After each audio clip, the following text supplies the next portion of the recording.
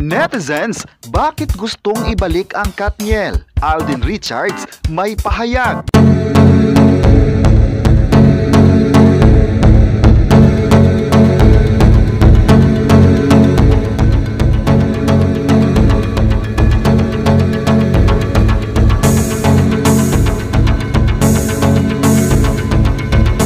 December 9, 2023, trending pa rin sa social media ang hiwalayang Katniel. Maraming nadawit na mga pangalan sa breakup ng 11-year-old couple.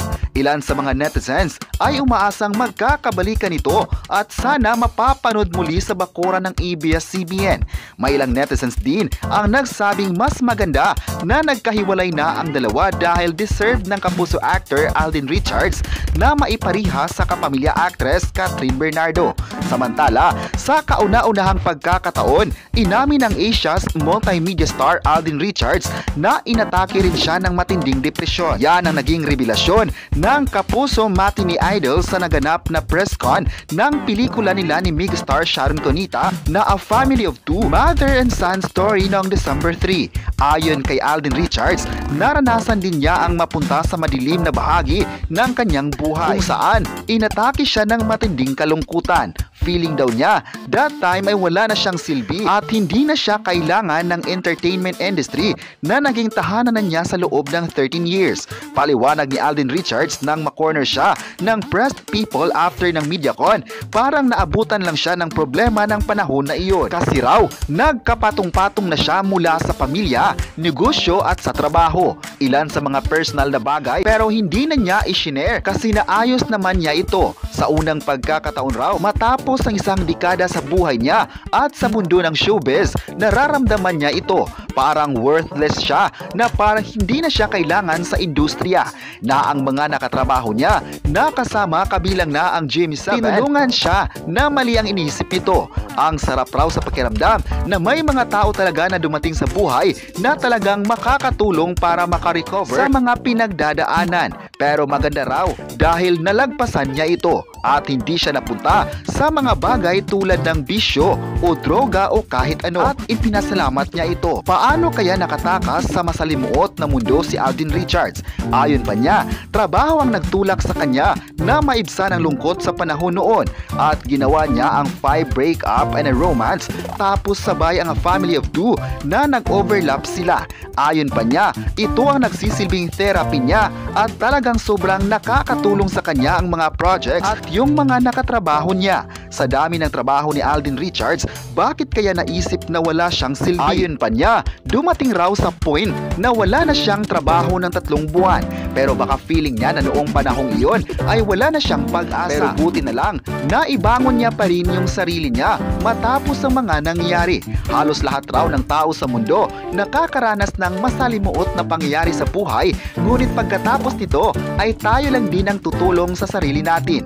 Samantala, naniniwala rin si Alden Richards na napakaganda ang pagkakagawa ng kanilang pelikula mula sa direksyon ni Ruel Naval at sa panulat ni Mil Del Rosario at handog ng Cineco Productions. Ayon pa ni Alden Richards, ito raw ang panahon lalong-lalo na sa Pasko at ang Pasko ay para sa pamilya, hindi lang sa Pilipino maging sa ibang tao sa mundo.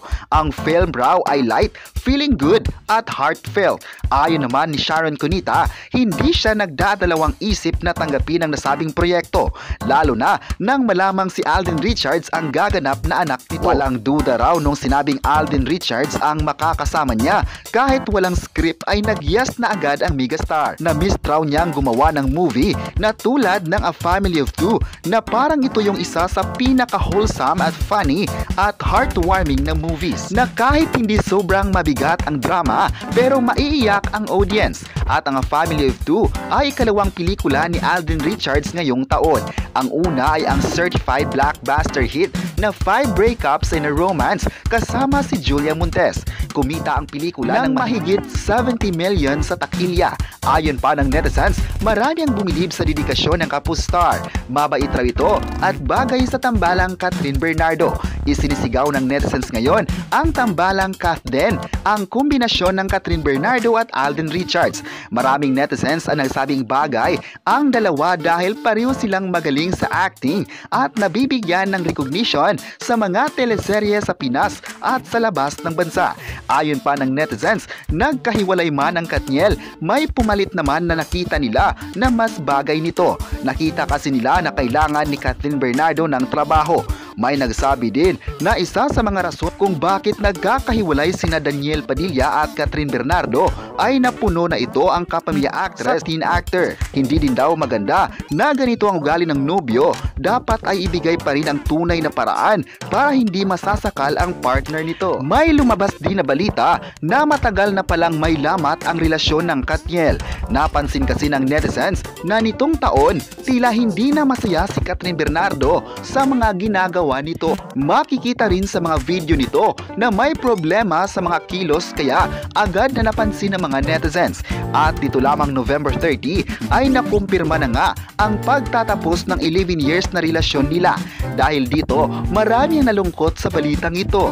Marami ang kumampi sa Katniel at may nagpakita rin ng suporta kay Daniel Padilla. Sa panahon raw na hindi pa matukoy kung sino at kung ano ang dahilan ng hiwalayan nila. Tanong pa rin ng netizens kung sino ang gumawa ng problema sa relasyon. May pumabor kay Daniel Padilla na nagsabing naniniwala sila sa kapamilya actor dahil kahit kailan naging maganda naman ang pakikitungo nito kay Kathryn Bernardo. 11 years raw ito nagpakita ng seryosong pagmamahal. Baka raw totoo na ang problema raw ay hindi nagmumula kay Daniel Padilla. Ayon naman ng isa pang netizen, hindi siya naniniwala na si Kathryn Bernardo naman ang problema dahil wala naman silang narinig na haka-hakang na i-partner kay Kathryn Bernardo sa loob ng 11 years. Pinatunayan raw ng kapamilya actress ang pagiging seryoso nito sa isang relasyon. May netizen naman na nagsabing masaya sila na nagtapos na ang Katniel dahil may bago na naman silang aabangan na love team.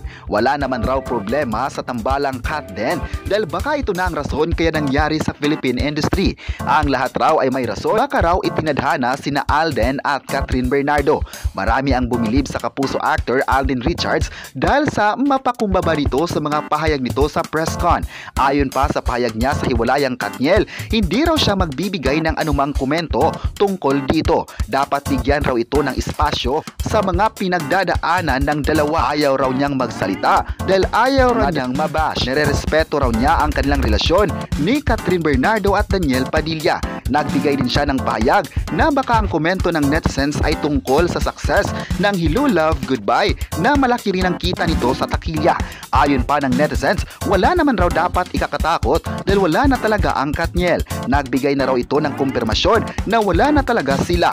Dapat sundin ng kapuso actor ang gusto ng netizens. Mahal ng netizens si Alden Richards kaya ganun na lang ang suporta nito para sa kanya. May iba kasing mga sitwasyon na hiwalayan na kapag may ipapartner ay hindi magugustuhan nito ng mga tao. Kayo, ano ang masabi nyo na may pahayag si Alden Richards sa lahat? I-comment na kung bagay ba ang tambalang Katden at huwag kalimutang i-subscribe ang ating YouTube channel.